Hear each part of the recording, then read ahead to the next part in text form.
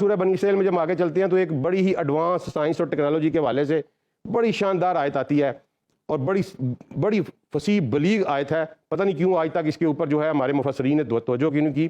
وہ آیت یہ ہے کہ ہم نے ہر انسان کا تمام ریکارڈ اس کی گردن میں چپکا دیا ہے اور قیامت والے دن ہم اسے نکال لیں گے اور اسے کہیں گے کہ یہ لے اپنی کتاب پڑھ لے. یہ واضح طور پہ آج کے دور کا جو اسٹوڈنٹ ہے وہ یہ سمجھ سکتا ہے کہ ایک نینو چپ جو ہے نا وہ اللہ تعالیٰ نے آپ کی گردن میں چپکائی ہوئی ہے اور وہ ریکارڈ کر رہی ہے سارا کچھ جو کچھ آپ زندگی میں کر رہے ہیں ریکارڈ کر رہی ہے. اور اللہ جو کہتا ہے کہ ہم کتاب بھی کی شکل میں قیامت والا دن اللہ وہ چپ نکالیں گے, پرنٹر میں ڈالا جائے گا اور پرنٹ لے کے آپ کے ہاتھ میں دے دیا جائے گا کہ یہ تمہارے کرتوت ہے. وہ ڈاکومنٹڈ ریٹن ریکارڈڈ چیز جو انسان کے سامنے پیش کی جائے گی اور انسان جو ہے وہ پھر اس کو جھٹلا بھی نہیں سکے گا, کوئی بہانہ بھی نہیں بنا سکے گا. اس سے آگے اللہ تعالیٰ کہتے ہیں کہ دنیا میں کسی کا بوجھ کسی پہ نہیں ڈالا جائے گا, ہر انسان اپنا بوجھ اٹھائے گا. یعنی کہ انسان آزاد پیدا کیا گیا ہے. سب سے پہلی بات یہ ہے کہ انسان آزاد پیدا کیا گیا ہے. جس طرح سورہ دہر میں اللہ نے کہا کہ چاہے تو مجھے مان لو, چاہے تو میرا انکار کر دو, میرے شکر گزار بن جاؤ. تو یہ چوائس دی گئی انسان کو کہ وہ آزاد پیدا کیا, اس کے اوپر کسی قسم کی کوئی پابندی نہیں ہے, وہ اللہ کو مانے یا نہ مانے, اس کا حساب اس سے اللہ خود لے لے گا. لیکن اس دنیا میں جو کچھ وہ کر رہا ہے اس کی ساری ریکارڈنگ جو ہے وہ اس نینو چپ کے ذریعے ہو رہی ہے, جو سورہ بنی اسرائیل میں اللہ نے بتا دیا کہ میں نے ہر انسان کے گلے میں اس کا ریکارڈ لگا دیا ہے. اس کے بعد جب ہم آگے چلتے ہیں تو ایک بڑی شاندار آیت آتی ہے جس پہ ہم تھوڑا سا وقت بھی لگائیں گے. وہ یہ ہے کہ اللہ تعالیٰ کہتے ہیں کہ میں کسی قوم کو اس وقت تک عذاب نہیں دیتا جب تک برائیاں اس کی اشرافیہ میں نہیں پھیل جاتی.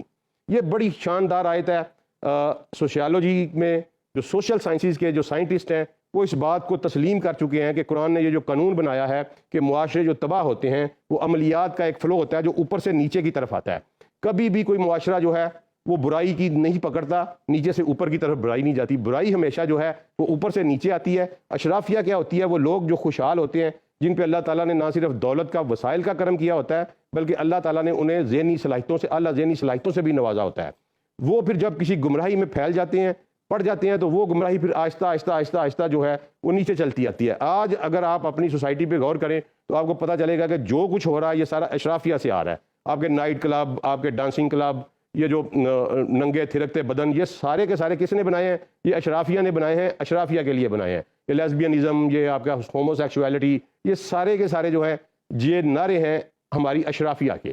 تو جب اشرافیہ جو ہے وہ خراب ہوتی ہے تو معاشرہ جو ہے وہ آہستہ خراب ہونا شروع ہو جاتا ہے اور یہ برائیاں جو ہے وہ ایک سیلاب کی طرح جو ہے اس معاشرے میں پھیل جاتی ہیں. آپ اپنی سوسائٹی پہ غور کریں کہ آپ کی اشرافیہ سب سے پہلے جو ہے وہ گمراہ ہوئی.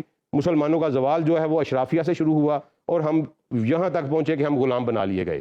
یہ اشرافیہ کا جو قانون ہے یہ آج ایک مسلم قانون ہے عمرانیات کی سائنس میں, اور اسے قرآن نے 1400 سال پہلے بیان کیا تھا کہ اگر تم اپنے معاشرے کو قائم رکھنا چاہتے ہو, اس پہ قائم رہنا چاہتے ہو, تو اپنی معاشرے سمجھتے ہو کہ آپ کا معاشرہ جو ہے وہ اعلیٰ روایات کے اوپر, اچھی مورل ویلیوز کے اوپر چلتا رہے, تو آپ کو اپنی اشرافیہ کو پاک صاف رکھنا پڑے گا. جب آپ کی اشرافیہ پلیوٹ ہوگی, آپ کی ایلیٹ سوسائٹی جو ہے پلیوٹ ہوگی, اس وقت سمجھ لیں کہ اللہ کا عذاب آنے والا ہے. توبہ کرنی چاہیے انسان کو, اور ہمیں بھی آپ غور کرنا چاہیے. میں اس لیے قرآن کی اسٹڈی پہ غور کرنے کے لیے کہتا ہوں کہ قرآن یقین کریں دم درود کی کتاب نہیں ہے. اس نے دیکھیں یہ دو چیزیں میں نے آپ کو بتائی ہیں, ایک کمپیوٹر سائنس سے ریلیٹڈ ہے کہ وہ ایک چپ لگا دی گئی ہے, اور ایک جو ہے وہ سوشل سائنس سے ریلیٹڈ ہے کہ انسان کا معاشرہ کیسے تباہ ہوتا ہے. آپ بڑے ریسرچ اسکالرز نے کتنے سال محنت کر کے, صدیوں کی محنت کے بعد یہ قانون ڈرائیو کیا کہ معاشرہ کیسے تباہ ہوتا ہے. تو قرآن نے یہ بتا دیا تھا 1400 سال پہلے کہ معاشرہ کیسے تباہ ہوتا ہے. تو قرآن پڑھیں گے, ہماری نوجوان نسل قرآن پڑھے گی, ہماری سالویشن جو ہے. دیکھیں آپ کسی کلب کی ممبرشپ جب تک نہیں لیتے آپ پر کوئی قانون نہیں لگتا. فار ایگزامپل میں جم خانہ کا ممبر نہیں ہوں تو میرے پہ کوئی قانون, لیکن اگر میں جم خانہ کا ممبر ہوں تو پھر مجھے ڈریس کوڈ آبزرو کرنا پڑے گا.